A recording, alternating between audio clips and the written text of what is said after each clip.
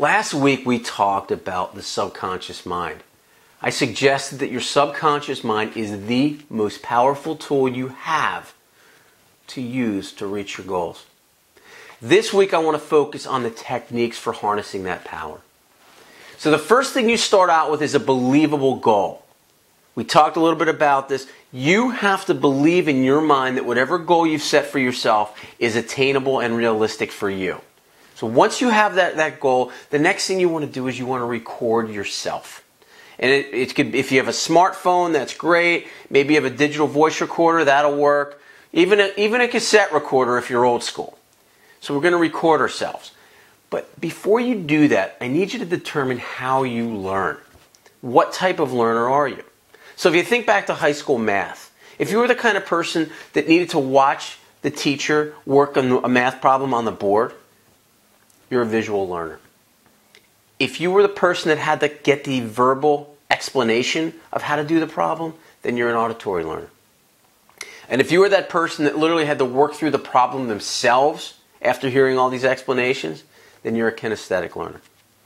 So now when we go to make our recording, we have to think about where we're coming from. So for those of you that are visual, I want you to explain a movie. And that movie is essentially you reaching that goal. So you've reached the goal. What does it look like? Explain the movie and record exactly what you're saying with as much detail and as much reality as you can bring to it. But think of it in terms of a movie. Those are the visual people. For the auditory people, assume you just had you just reached your goal and you're having a conversation with a friend, a family member, significant other, and you're telling them your side. Record exactly what you would say. You've reached your goal. What would you say to that person? And record your entire side of the conversation.